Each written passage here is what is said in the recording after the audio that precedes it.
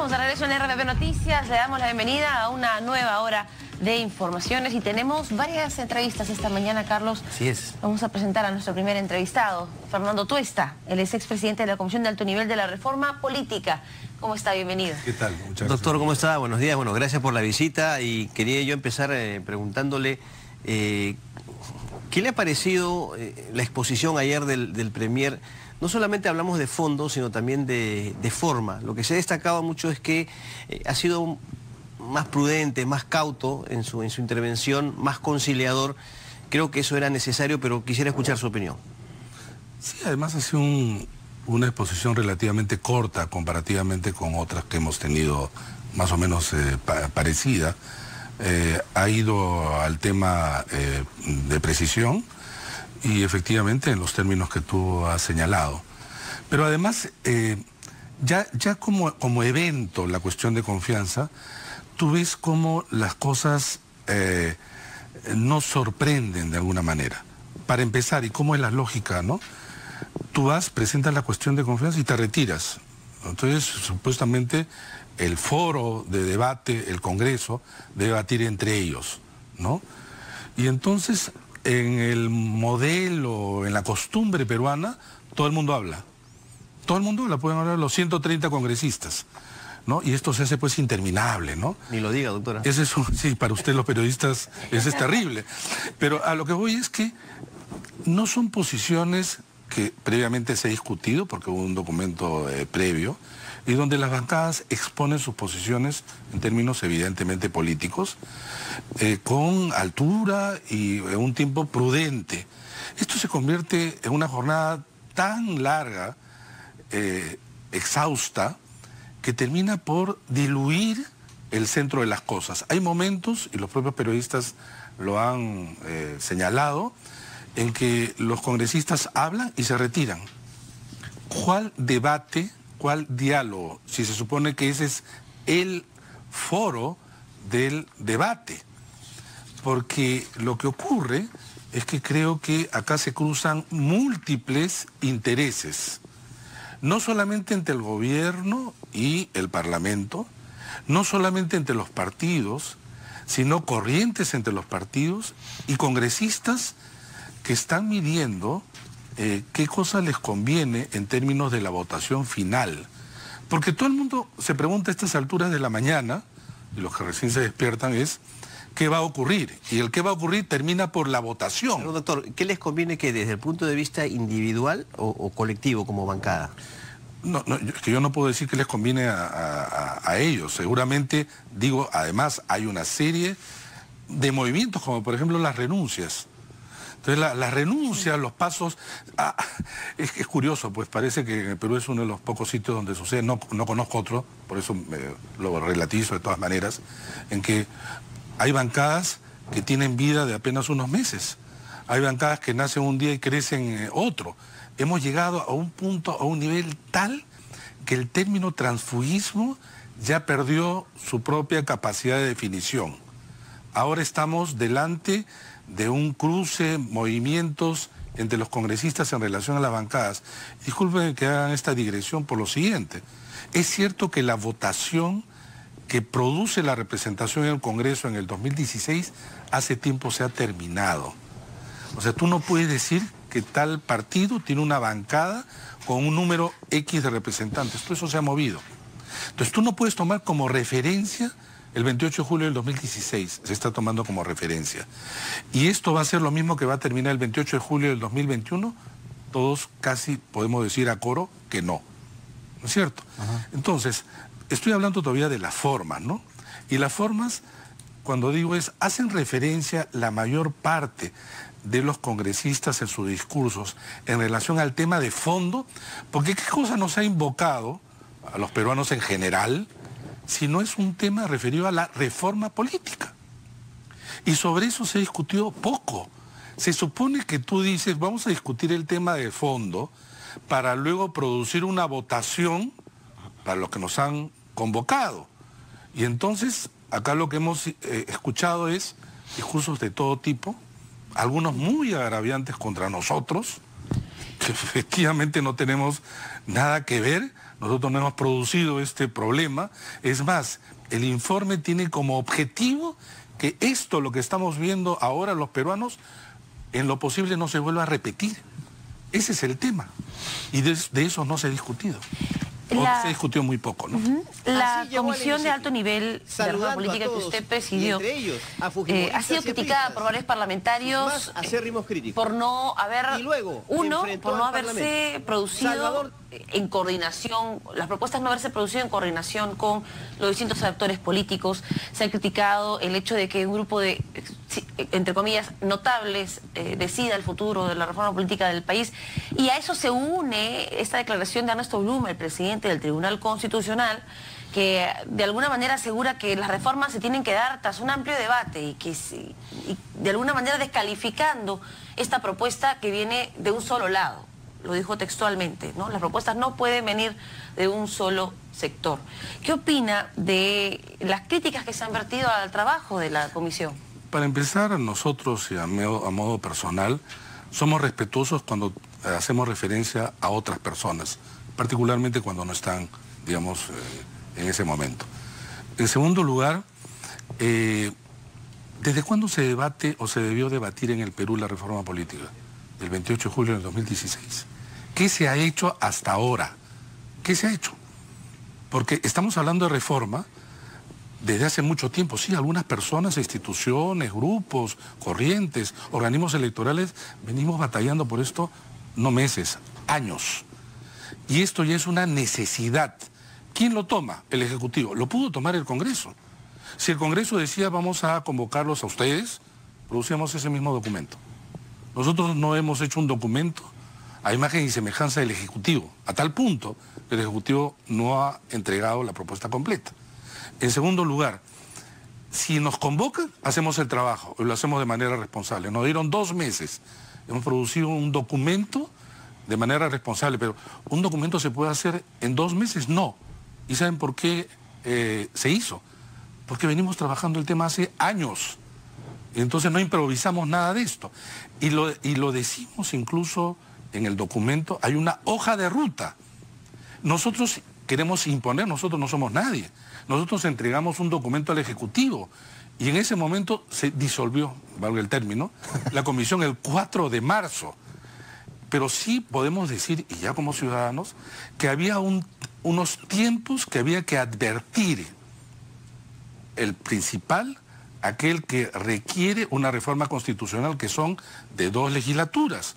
Entonces, no es pues una presión, simplemente llamamos y advertimos que si es que no se acelera, no va a haber reforma, así de simple. Perdón, doctor, usted dice que este es un debate que debió hacerse ya hace tiempo. A ver, recordamos esto, tal y como usted lo plantea, lo hemos escuchado, al menos yo desde que, bueno, empieza el gobierno de transición de Valentín Paniagua. Yo tengo 20 años. Y con todo lo que hubo antes, los famosos Vladivideos, ¿no? la compra de congresistas, en fin. Cierto. Pero yo quería consultarle, ¿no cree usted que quizás ha sido un error voluntario del gobierno plantear una serie de plazos, como que eso puede de alguna manera acelerar demasiado el debate, y cuando un debate no es profundo, entonces no se desarrolla de la mejor manera? Habla del término de la legislatura, que es el 15 de julio, puede ampliarse, pero eso no es, acelerar un poco el tema y privarlo de un debate mucho más reflexivo. Mira, más allá de eso, si es que trata de imponer o no, la pregunta podría ser de la siguiente manera también. Ya hemos advertido lo siguiente: ¿desde cuándo se debate? ¿Qué se ha hecho en estos 3 últimos años? Y Fuerza Popular, algunos de cuyos parlamentarios efectivamente tenían mucho interés, tenían la mayoría absoluta que no lo han tenido ningún partido en el Perú en la historia. Mayoría absoluta, solo partido, de oposición, no de gobierno, de oposición. Tenía en sus manos poder llevar adelante una reforma. Algunos miembros sí se tomaron esto en serio. Pero ¿qué hubo en aquella decisión? No hubo voluntad política, hubo desidia, lo que sea. Estamos llegando entonces al tramo donde los tiempos son cortos, como en los medios de comunicación. Hay algo que ya no se puede sobrepasar. Y entonces, el gobierno tiene su estrategia, lo ha hecho de esta manera.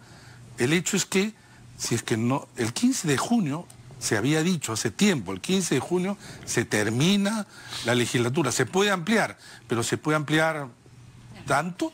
Y termino solamente con este tema porque se habla cómo se va a debatir todo en tan poco tiempo. Hay de los 5, 2 que tienen que tener reforma constitucional. 1, inmunidad. Hemos discutido ya sobre inmunidad, no es un tema nuevo.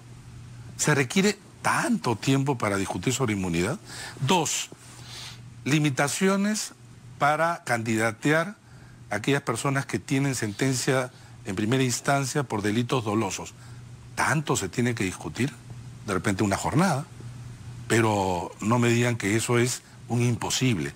Las demás, que no son reforma constitucional, debe procederse a la discusión y estoy de acuerdo. El nuestro, lo hemos dicho siempre, no es un documento escrito sobre piedra, pero también, de la misma manera, creemos respetuosamente que la primera condición para debatir, para poder producir una decisión, ¿saben cuál es?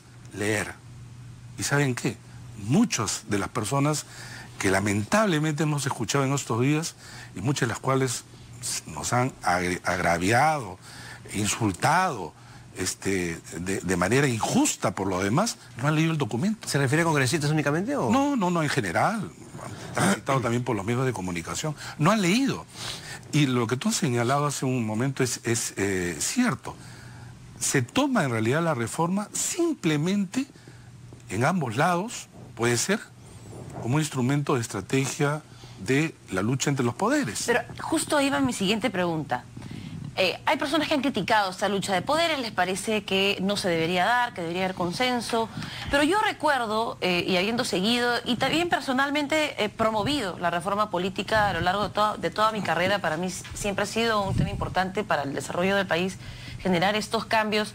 Recuerdo muy bien cuando el Jurado Nacional de Elecciones propuso su paquete de propuestas, cuando la OMP propuso su paquete de propuestas. O sea, hemos tenido propuestas de todas las instituciones democráticas en nuestro país y todas han sido ignoradas. Y la razón es una: el partido de gobierno en el Ejecutivo tenía mayoría en el Parlamento y se coludían para postergar y patear la reforma, y al final, si la aprobaban, era peor que lo que se había propuesto.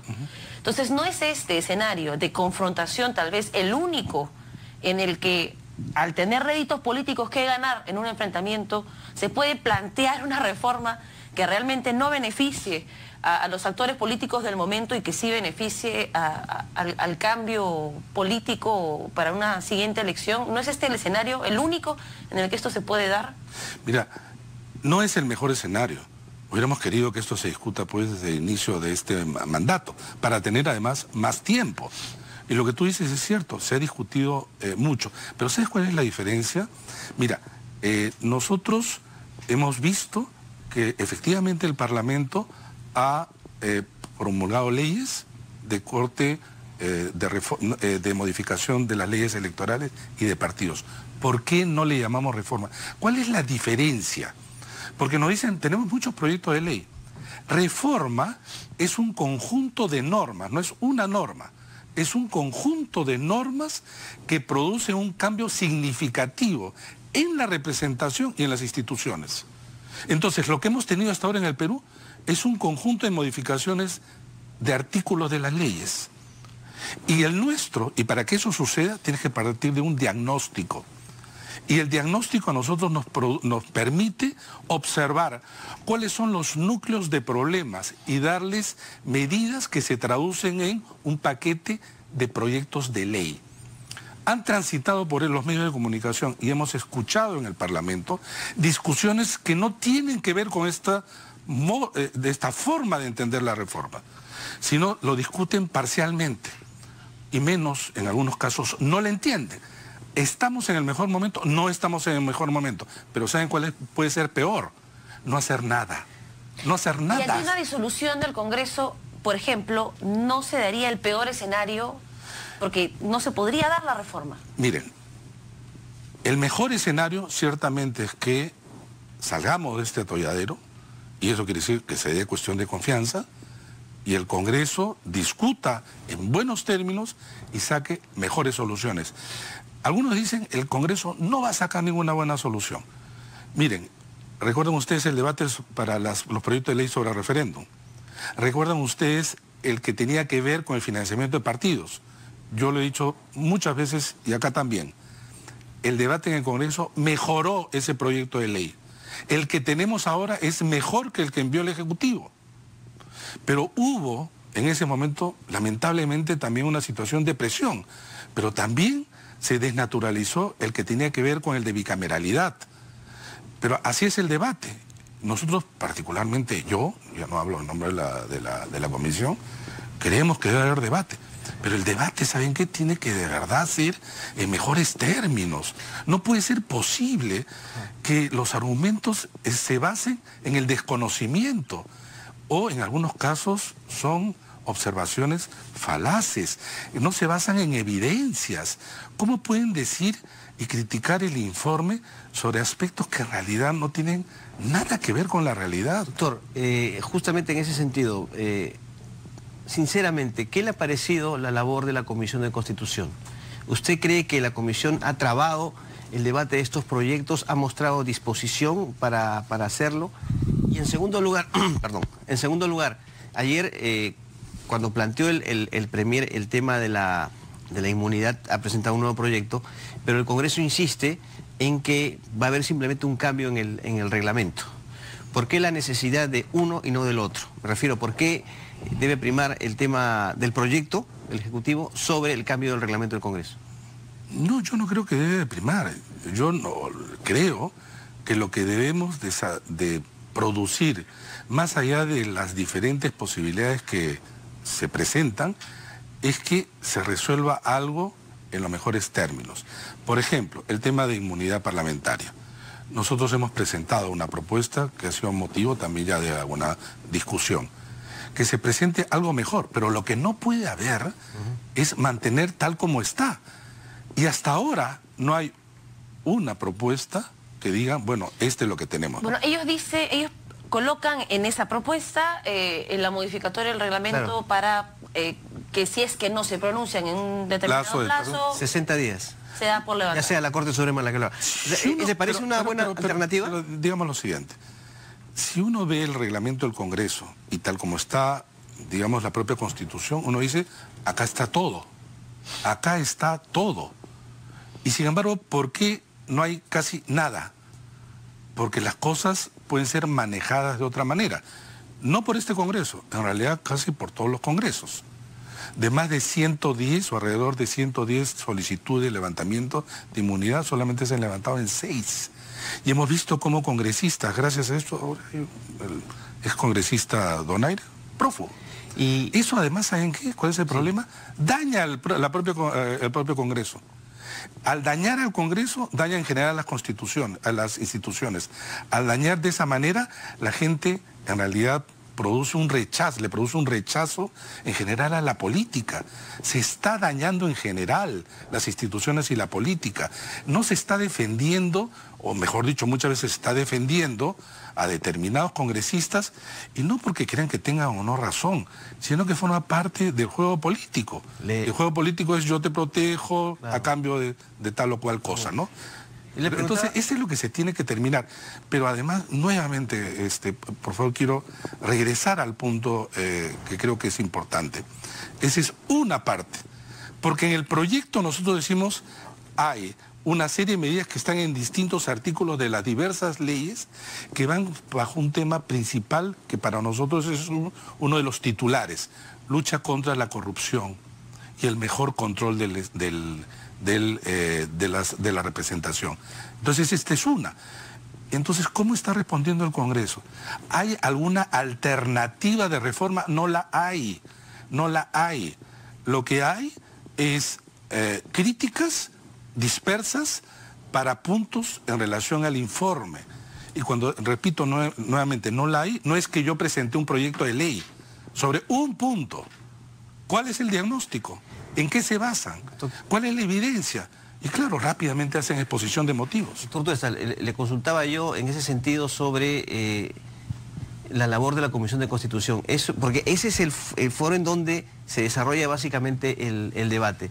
¿Hay una disposición, cree usted, para el cambio, para el debate de estas reformas o no? Miren, en la Comisión de Constitución, como todos sabemos, están expresados todos los partidos.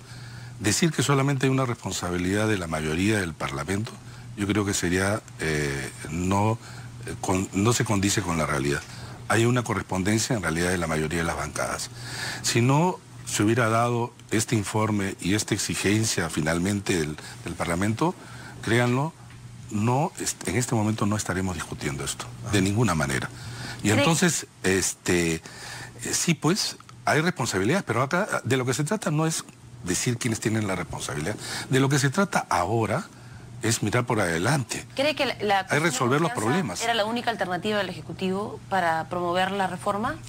No sé si es que era la única, no te puedo decir, porque cada vez que finalmente el presidente o el primer ministro decían hay que acelerar, el Parlamento decía nosotros queremos dar nuestros propios tiempos. Pero es que cualquier medida en un escenario crispado no hace sino acelerar más todavía la crispación, ¿no? No ha habido espacio, ni siquiera aquella reunión que hubo en Palacio de Gobierno, que pudiera llevar esto en mejores términos. Muchísimas gracias. Gracias, doctor Tuesta, muy amable por su visita. Bien, vamos a hacer una pausa y luego...